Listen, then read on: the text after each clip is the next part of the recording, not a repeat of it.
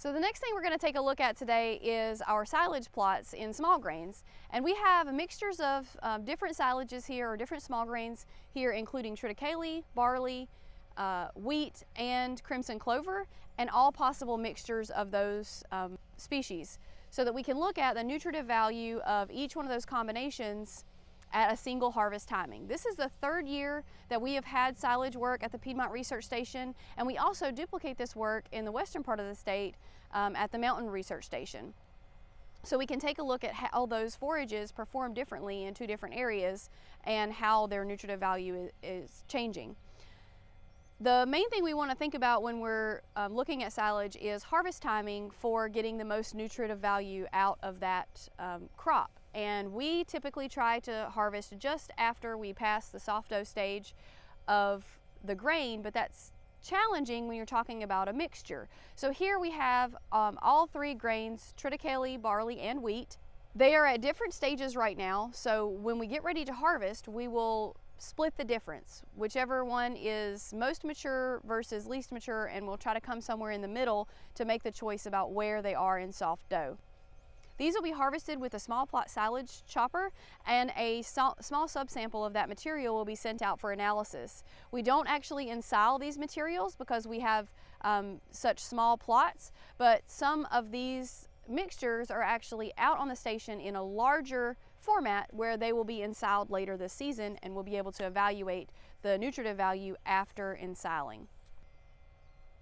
Another important consideration when we talk about silage is that it's planted earlier than we plant our small grains for seed production. That being said, sometimes when we get to this point in the season, when we've had several winter freezes, the barley and the triticale especially are more susceptible to freeze events because they have a heavy amount of vegetation compared to our fully tillered wheat that's ready for grain production. And that's why you'll see the flagging out here. What I'm calling flagging is the tips of those leaves have turned yellow or white, and they're starting to kind of hang like a little flag.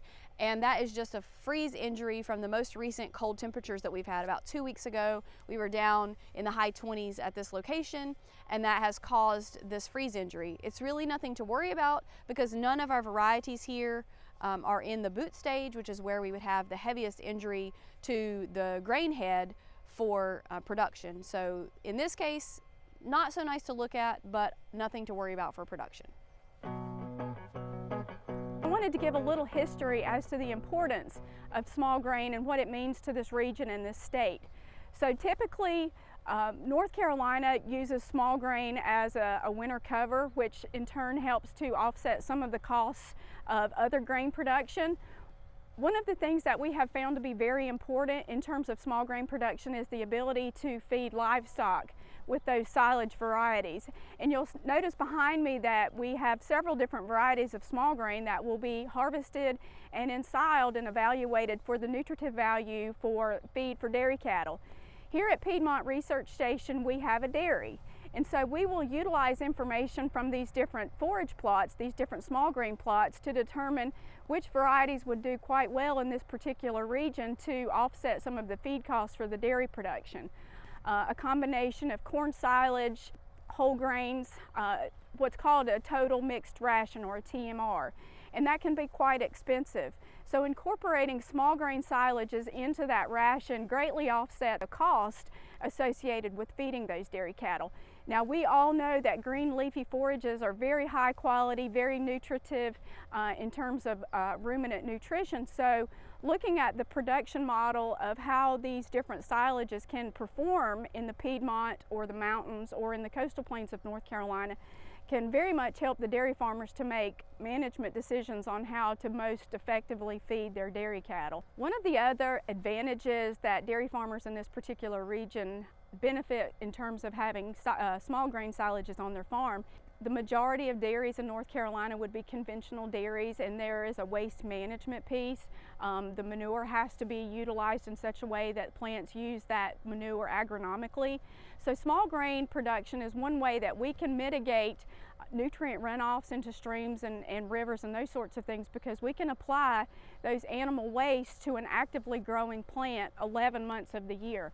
So small grain not only helps us develop a more nutritional diet for the dairy animals, but it also helps us mitigate some of the waste management issues that we constantly hear of in the news.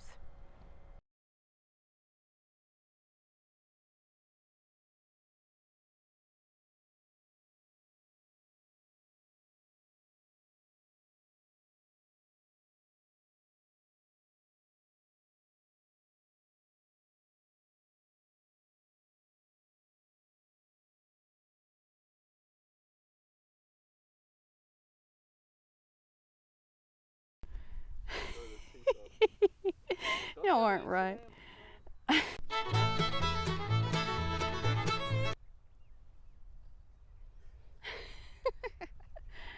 a minute, do I need to say who I am? No, you do not. Banana. Monkey. That's terrible. If the propeller leaves the drone, then the drone flops over sideways. Thank you.